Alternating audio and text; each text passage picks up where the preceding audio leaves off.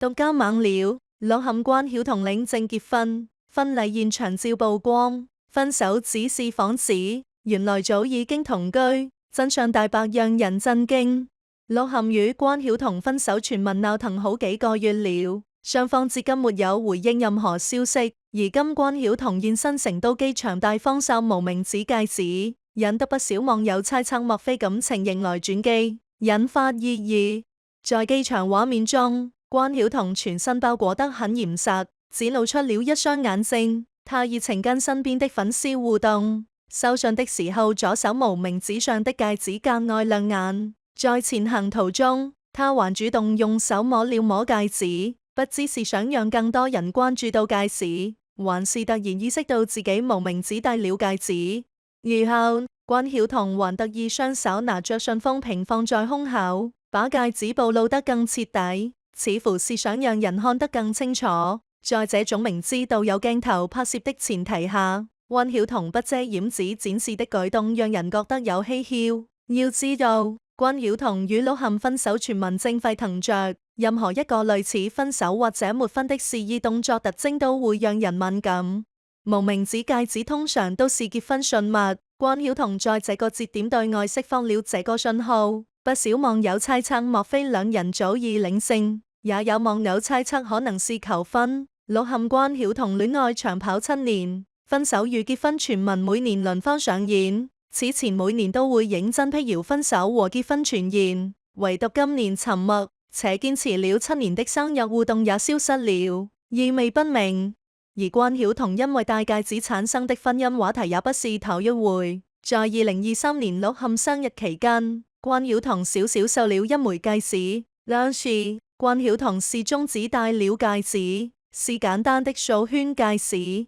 她直接對着鏡頭展示，有宣誓主權的意思。中指戒指往往有訂婚的意思，因此不少網友猜測關曉彤是不是與鹿晗訂婚了，認為兩人年齡和感情長度都差不多到時間了，只是後來也沒有證實。對比關曉彤中指和無名指的戒指，能發現都是數圈，看起來很像是同一枚。如果是的話，兩人訂婚或者結婚的概率就高了，但也不排除就是裝飾戒。只是關曉彤若分手了，裝飾戒選無名指也有些奇怪。關於關曉彤鹿晗訂婚的猜測，關曉彤粉絲反應激烈，吐槽還在慨嘆的網友認為關曉彤10個手指都有戴戒指的理由，分手了還慨很沒有禮貌。關曉彤與鹿晗分手傳聞這一回鬧這麼大，除了本人生日不互動原因外，也跟分手爆料出自關曉彤粉絲有關。粉絲第一時間發文祝賀，還透露關曉彤願意清理評論區跟鹿晗相關的內容，願意與鹿晗切割。不過戀情這回事，還是得當事人出馬，粉絲也只是從蛛絲馬跡中發現點端倪，並不一定就是事實。明星戀愛長跑確實不容易，但是若走不到最後也不可惜。無論關曉彤和鹿晗當下是分手還是結婚狀態，都尊重他們的意願。但既然大大方方官宣了戀愛消息，那麼結婚或者分手也應該有個結局，不然顯得有些虎頭蛇尾。當然，也有可能跟鹿晗被禁言有關，兩人選擇冷處理淡化，只是對旁觀者來說有些敷衍，不誠懇。4月21日0點，微博熱搜榜被關曉彤抹為鹿晗慶生炸穿鳳凰戲。這對連續7年卡點互動的頂流情侶，突然讓全網的戀愛雷達集體失靈。當鹿晗在工體酒吧被拍到兩槍再甩開助理攙扶時，當關曉彤工作室悄悄將奶茶店招牌從一路同行改成曉彤茶時，這場持續8年的愛情馬拉松，終究停在了無人見證的十字路口。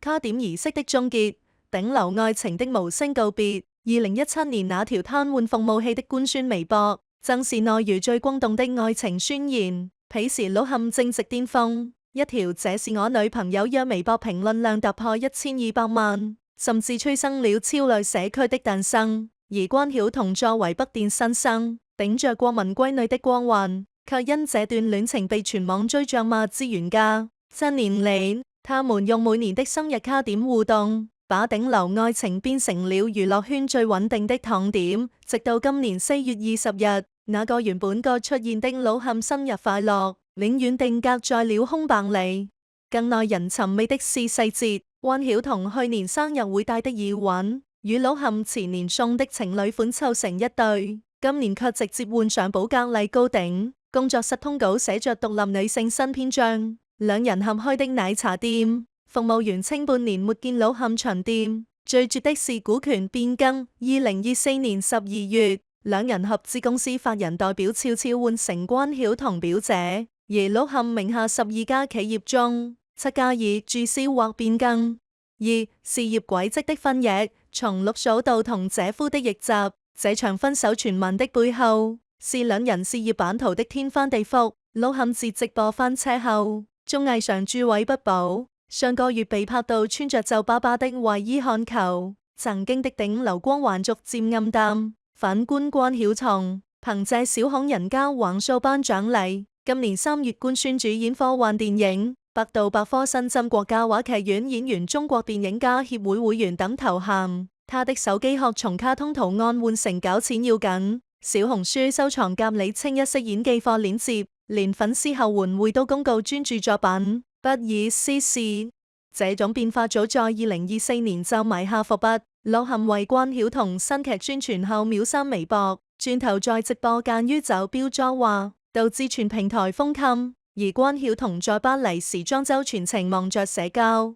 老冚卻低頭玩手機。有財經博主算了不賬，兩人共同關聯的11家企業裡，7家由關曉彤控股。當老冚在直播中被終止時，關曉彤正在華表獎紅毯上穿入米色風衣大步流星。曾經的六嫂早已蛻變成獨當一面的彤姐。三、成年人的體面，不撕逼不官宣的分手藝術。面對輿論風暴，兩人的應對堪稱教科書級體面。關曉彤4月23日官宣新劇《煙花少年》，評論區稱一色姐姐好美，無人提及老冚。老冚工作室則在2月發布維權聲明，雖未直接回應分手，卻用法律手段堵住了造謠者的嘴。最讓人唏噓的是 CP 粉的考古式失戀，有人翻出2024年關曉彤發的雪景照，配文該翻篇了，5分鐘後秒刪。有人發現兩人最後一次同康是去年10月巴黎時裝周，關曉彤全程社交，老冚全程玩手機。親友團的態度同樣耐人尋味。陳赫在直播中被追問時，一句大家都很好記，不承認也不否認。鄧超0點送祝福，卻刻意避開關曉彤的名字，倒是關曉彤的大粉直接開幕，分了就分了，接受現實吧。這種從死蓋到清醒的轉變，恰是這段感情在公眾視野中逐漸褪色的縮影。四、7年之癢的啟示，流量時代的愛情經濟學。這場分手之所以引發全民熱議，本質是一場關於流量與愛情的深度解構。老冚官宣那年掉粉82萬，關曉彤去年漲粉300萬。數據的殘酷對比揭示在娛樂圈的生存法則。當老冚在直播間醉態百出時，關曉彤的商務合作從每月2個漲到5個，品牌方條款裏甚至寫着戀情變動需提前報備。有業內人士直言，現在年輕藝人談戀愛都帶着 Excel 表，每季度考核 KPI 此的。更值得深思的是粉絲心態的反轉。曾經老冚粉絲嫌關曉彤拖累個個，如今超話李滿萍姐姐快跑。關曉彤粉絲後援會則提醒禁止討論他人。這種變化，恰似流量時代愛情的真實寫照。當老冚的頂流光環逐漸退去，關曉彤的獨立女性形象卻日益鮮明。正如上海戲劇學院教授所言，流量時代，秀恩愛是工作；資本時代，判事業是剛需。愛情沒有標準答案，但成長值得祝福。當關曉彤在新劇宣傳照裏笑得燦爛，當老冚在酒吧門口踉蹌着走向夜食，這段始於流量巔峰的戀情，終究在現實的土壤裏開出了不同的花。有人惋惜他們熬到沒幾個人反對了卻分開，有人感慨愛情抵不過事業的時差，但更多人選擇祝福，畢竟他們曾用7年時間為愛侶貢獻了最勇敢的愛情樣本。或許正如關曉彤在採訪中說的，感情無需向流量交代。從23:31的浪漫卡點到各自彎好的體面，這段經歷早已超越了愛情本身。當鹿晗的官宣微博依然置頂，當關曉彤的新劇熱度攀升，那些在顯微鏡下被反覆咀嚼的細節，終將化作一句愛過已是最好的答案。